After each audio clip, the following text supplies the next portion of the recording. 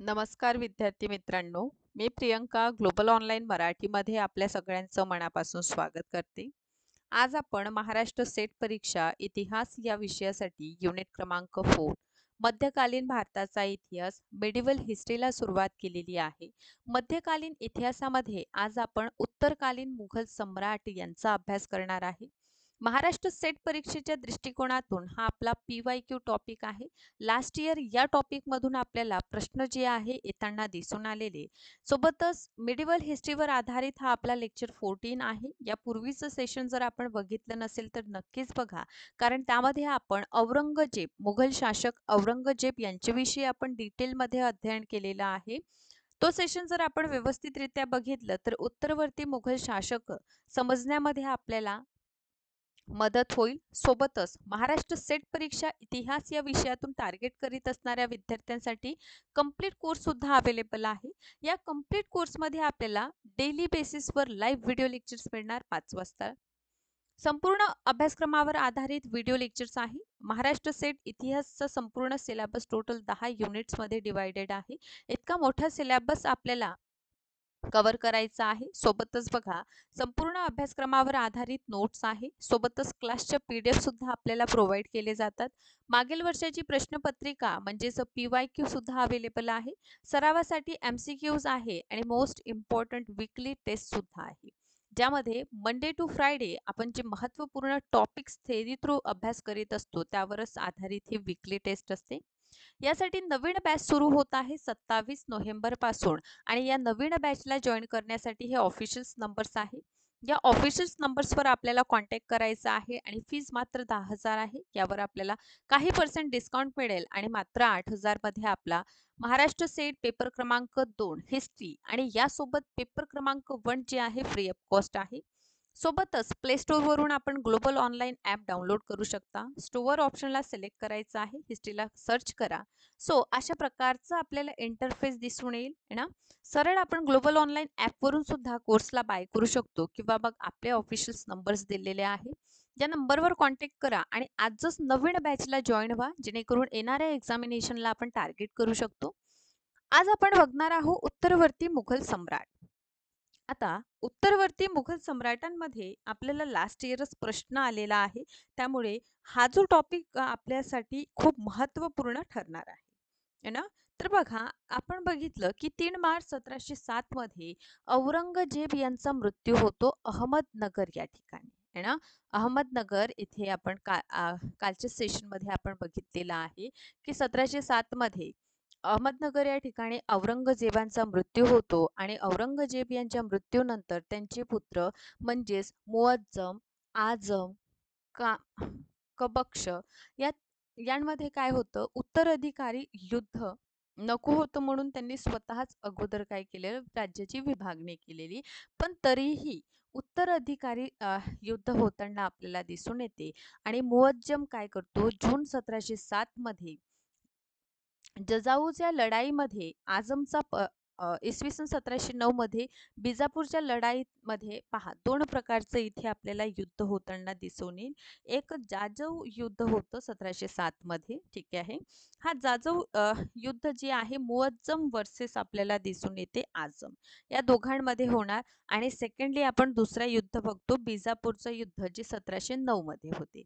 आता या बिजापूरच्या युद्धामध्ये आपण बघतो की बहादूर शाह आहे ना, विरुद्ध आपण बघतो की कमबक्ष होतं, ठीक आहे. कामबक्ष यांच्यामध्ये हा लढाई होते आणि यामध्ये काय होतं, कामबक्ष पराभूत होईल आणि मुअज्जम काय होईल, बहादूर शाह उपाधी धारण करून शासक बनेल. यातूनच बहादूर शाह पहिला हा शासक झालेला. यांचा टाइम पिरियड 1707 पासून 1712 टाइम पिरियड आपण बघतो की बहादूर शाह प्रथम यांचा आहे. यांना शाहे बेखबर म्हणून सुद्धा इतिहासात ओळखलं जातं. काय म्हणतात त्यांना इतिहासात, शाहे बेखबर या नावाने सुद्धा यांना इतिहासामध्ये आपण ओळखत असतो, ठीक आहे. तर बहादूर शाह जे आहे यांच्या टाइम पिरियड मध्ये आपल्याला दिसून येते की कशा प्रकारे यांनी जे आहे, ओके, यांनी जे आहे सलोख्याचे संबंध निर्माण केलेले आणि मिर्झा राजा जयसिंग म्हणजे राजा जयसिंग आमेरचे होते. जयसिंग मारवाडचे होते है ना. हे राज्यकर्ते स्वीकार करणार. सोबतच छत्रसाल बुंदेला है ना, चुडामल यांचं जाट राज्य यांच्याशी हे काय करतात, मैत्रीपूर्ण संबंध प्रस्थापित करतात आणि सोबतच मराठ्यांसोबत दख्खनची चौथ आणि सरदेशमुखी देऊन दिली जाते है ना. बहादूर शहाने तह करून गोविंद सिंग यांच्याशी सुद्धा सामंजस्य साधण्याचा प्रयत्न केला आणि यातूनच आपण बघतो की गुरु गोविंद सिंग यांच्याशी भेटणार है ना. पण 1707 मध्ये यांचं काय झालेलं, मृत्यू झालेलं आणि यातूनच नेक्स्ट जे शासक होतात म्हणजे बहादूर शहा प्रथम यांच्याशी यांची भेट होते है ना. बहादूर शहा यांच्याशी तह करून गुरु गोविंद सामंजस्य साधण्याचा प्रयत्न करतात. परंतु गुरु गोविंद सिंग यांच्या मृत्यूमुळे बंदा बहादूर जे असतं ना, ते काय करतात, बंड करून देतात. यातूनच 1711 मध्ये बंदा बहादूर विरुद्ध मोहीम राबवण्यात येते आणि 1712 मध्ये बंदा बहादूर पुन्हा लोहगड काबीज करतो आणि 1712 मध्येच आपण बघतो की बहादूर शहा यांचा मृत्यू होते. ठीक आहे.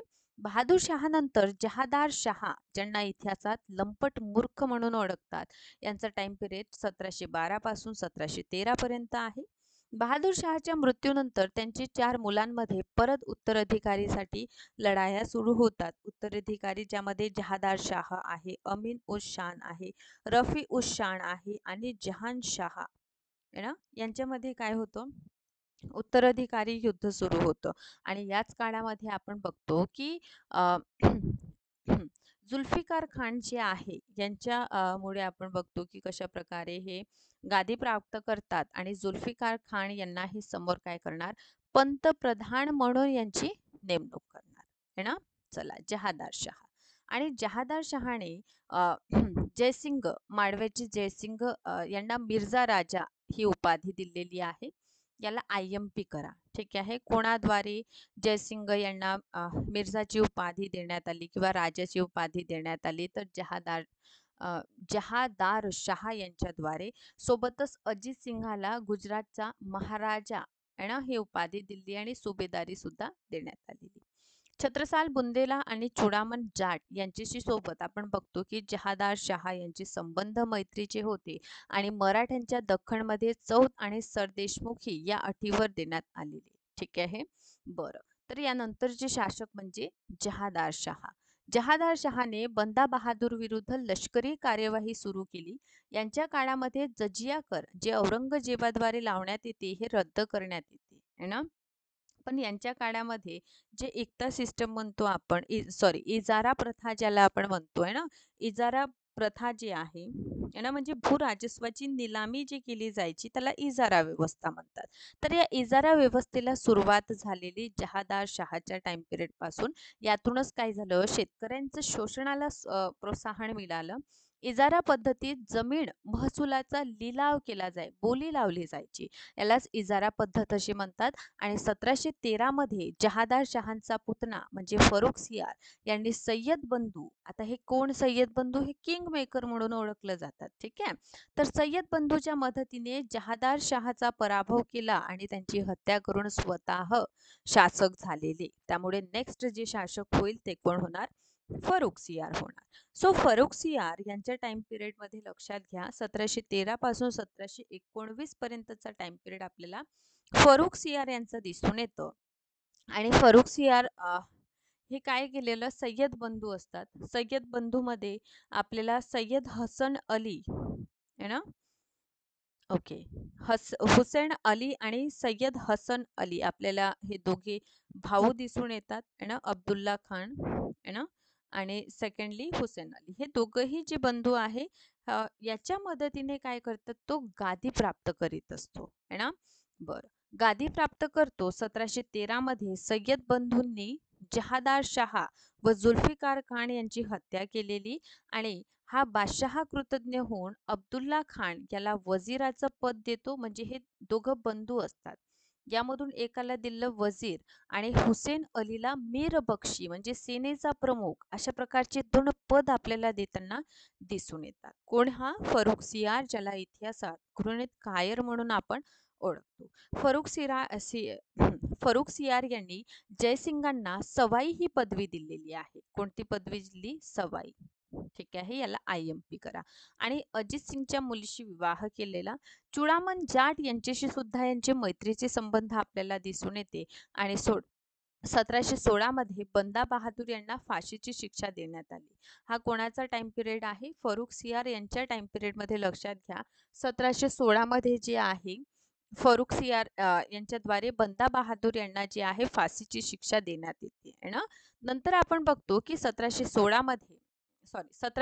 मध्ये इंग्रजांच्या व्यापारी नफ्यांचं शाही म्हणजे गोल्डन फरमान जे आहे 1717 मध्ये येते. आणि हा गोल्डन फरमान जे आहे कोणाच्या टाइम पिरियड मध्ये आलेला आहे? फरुख सियार. आता या गोल्डन फरमानमध्ये काय असतं? या गोल्डन फरमानमध्ये आपण बघतो की इंग्रजांना वार्षिक 3000 रुपये देऊन त्या मोबदल्यामध्ये बंगालमध्ये मुक्तपणे म्हणजे करमुक्त व्यापार करण्याची जी मुभा आहे या 1717च्या गोल्डन फरमान अनुसार देण्यात आलेली. ठीक आहे, तर हा कोणाच्या टाइम पिरियड मध्ये गोल्डन फरमान आहे? तर फरुख सियार आहे ना. काय झालं यानुसार? 3000 रुपये वार्षिक करावर बंगाल येथे करमुक्त व्यापार करण्याची मुभा मिळाल्याची आपल्याला दिसून येते.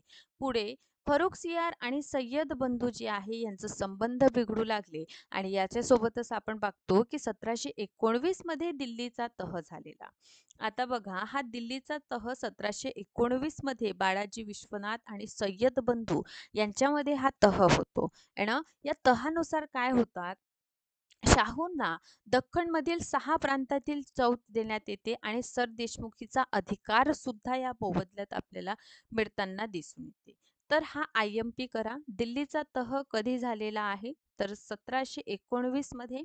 कोणामध्ये दिल्लीचा तह झालेला आहे? तर लक्षात घ्या, दिल्लीचा तह हा बाळाजी विश्वनाथ आणि आपण बघतो सय्यद बंधू म्हणजे सय्यद बंधू किंग मेकर म्हणजे फरुख सियार आहे ना, हा, यांच्यामध्ये झाल्याचं आपल्याला दिसून येते.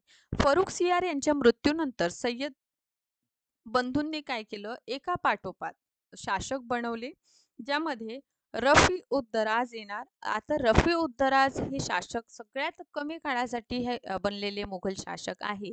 आणि समोर क्षय रोगाने यांचा मृत्यू होतो. यानंतर रफी उद्दौला येतो आणि हा बादशहा यांना बनवण्यात आले आणि यांचा सुद्धा मृत्यू होतो. आणि तेव्हा सय्यद बंधू काय करतात? मोहम्मद शाह याला बादशाह बनवतात. ओके, आतापर्यंत आपण बहादूर शाह प्रथम आहे ना, जहादार शाह, फरुख सियार नंतर रफी उद दराज आणि रफी उद्दौला इथपर्यंतचा आपण भाग बघितलेला आहे. आता आपण बघूया मोहम्मद शाह रंगीला यांचं टाइम पिरियड आहे 1719 पासून 1748 पर्यंत. आता मोहम्मद शाह याला इतिहासात रंगीला या नावाने ओळखलं जातं. यांचं रिअल नेम लक्षात घ्या, रोशन अख्तर आहे ना. मोहम्मद शाह यांचं एक नाव काय? रोशन अख्तर आहे ना.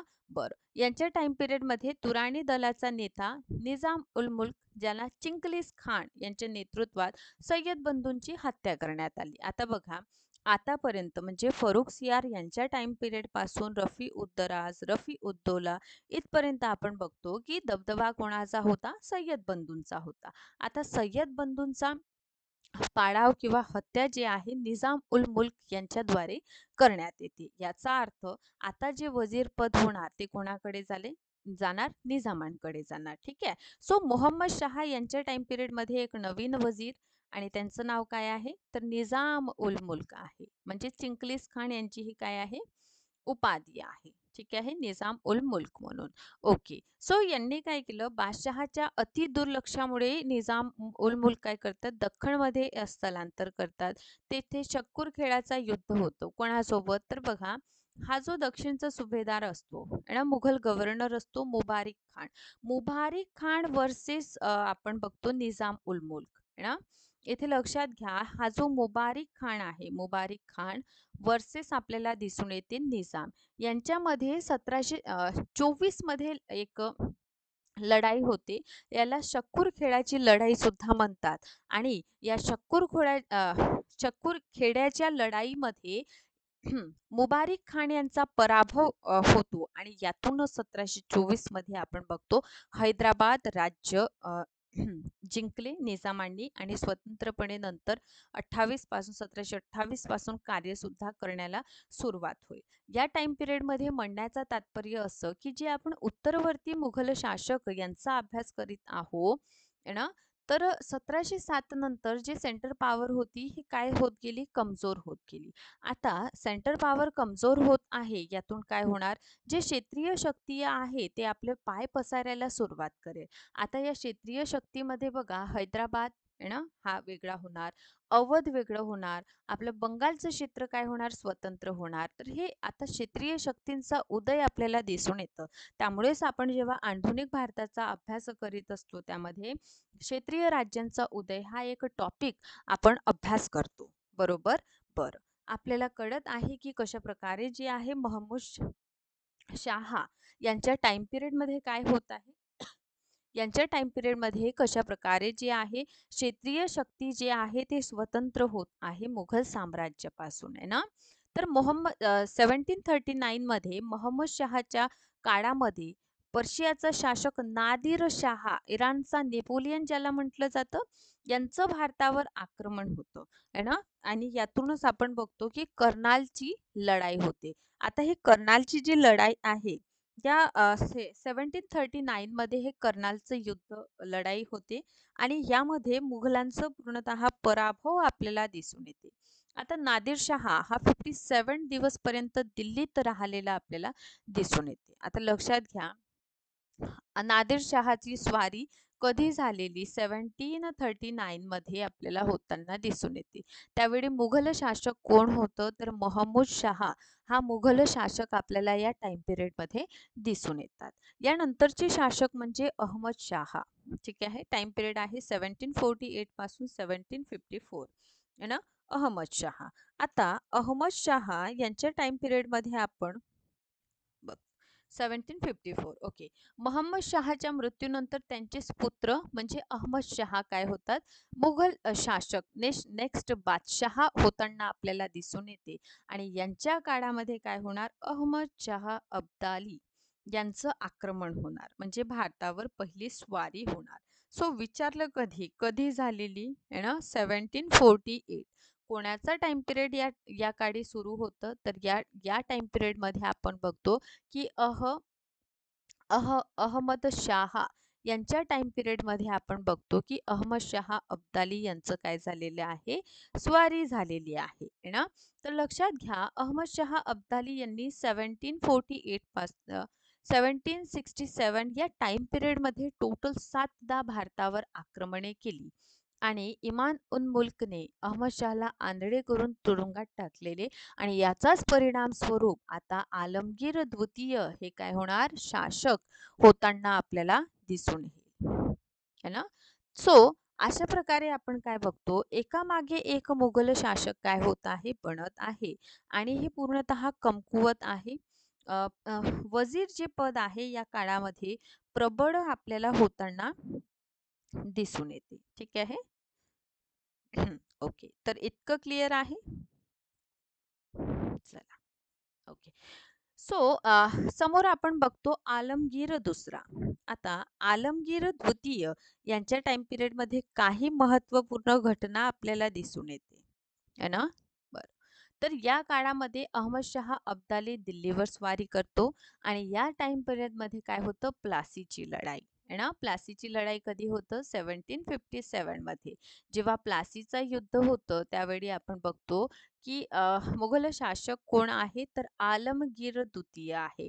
आणि असा प्रश्न सुद्धा या पूर्वीच्या एक्झामिनेशन मध्ये PYQ च्या रूपामध्ये विचारलेला आहे. बरोबर. सो त्यामुळे लक्ष द्या आणि काळजीपूर्वक या सगळ्या गोष्टी आपल्या नोट्स मध्ये नमूद करा की आलमगीर द्वितीय यांच्या काळातील महत्वपूर्ण घटना म्हणजे काय, प्लासीची लढाई, है ना. बरं, गाझीउद्दीन इमान उल मुल्क दुसरा याने आलमगीर द्वितीय यांची काय केली, हत्या करताना आपल्याला दिसून येईल. सो आतापर्यंत आपण बहादूर शाह प्रथम यांच्यापासून सुरुवात केलेली, जहादार शाह यांना अभ्यास केलेलं, फरुख सियार ज्यांना ग्रेनेड कायर आपण इतिहासात ओळखतो, यानंतर कशा प्रकारे फरुख सियारद्वारे 1919 मध्ये गोल्डन फरमान जारी करण्यात आलं आणि बंगालमध्ये 3000 वार्षिक किरायावर करमुक्त व्यापार करण्याची मुभा मिळालेली आपण बघितली. यानंतर किंग मेकर आपण बघितलं. फरुखसियार यांना शासक बनवण्यात आलं. नंतर रफी उद्दराज आहे, रफी उद्दौला आहे.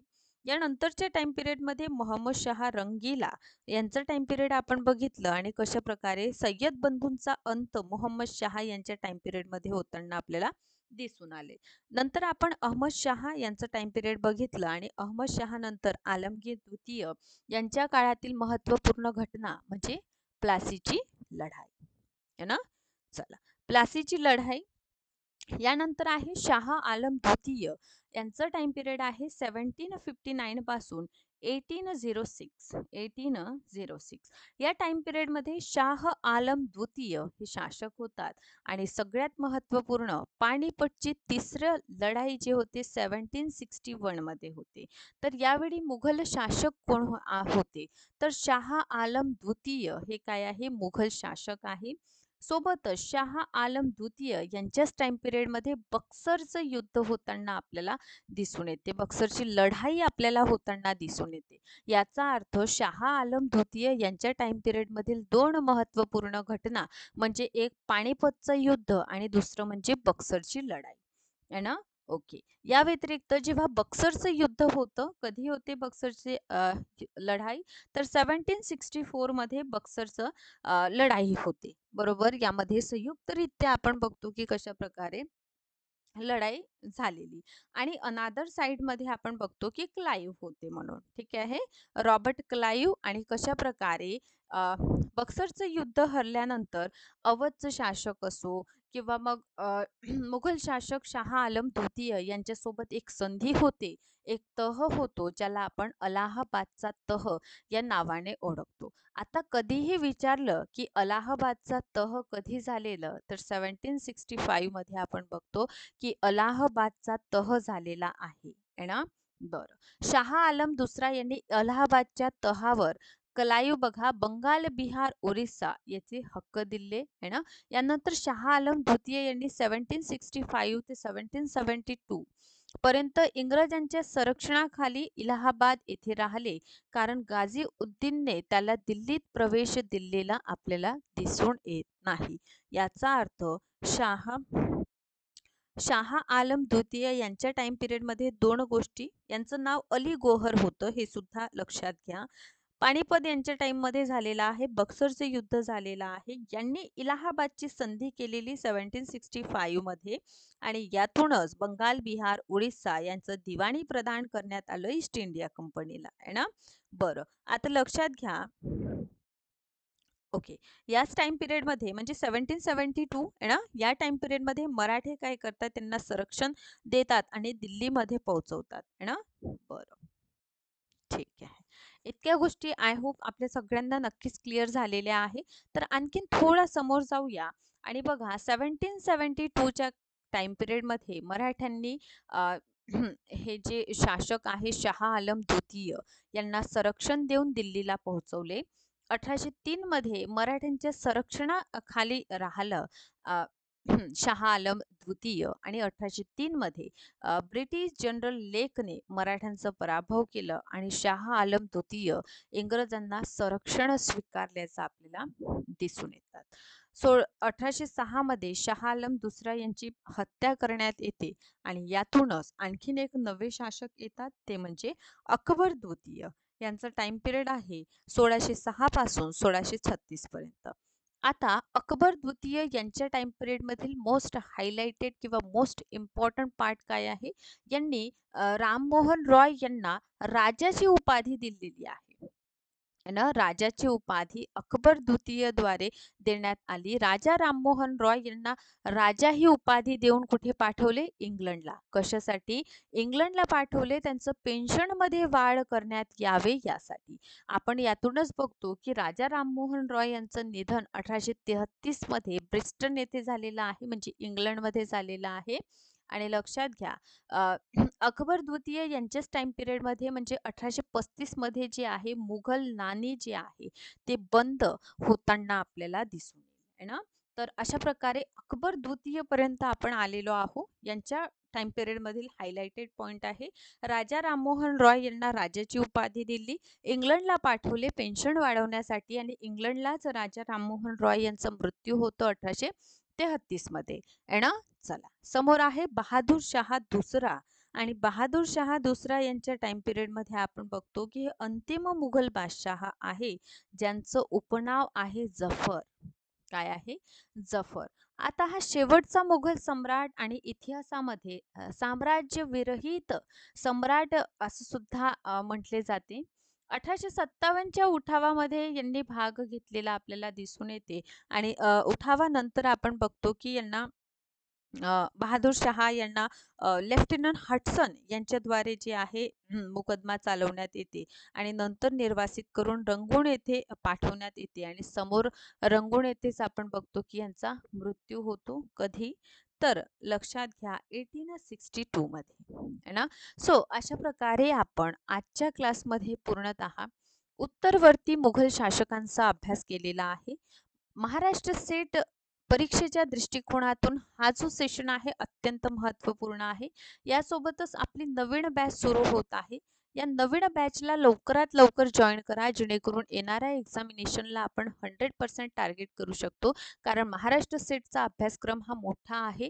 एवढा मोठा सिलेबस आपल्याला कव्हर करायचा आहे. त्यासाठी पूर्व नियोजनाची आवश्यकता असते, रेग्युलर अभ्यास करण्याची आवश्यकता असते. सोबतच नोट्स, MCQ सराव आवश्यक आहे. तर या सगळ्याच गोष्टी आपल्याला प्रोव्हाइड करण्यात येईल. अशाच प्रकारे सेशनला बघत राहा. काही क्वेरीज असेल तर मला विचारू शकता. Thank you so much. सेशनला लाईक करा, शेअर करा, चॅनलला सबस्क्राईब करा.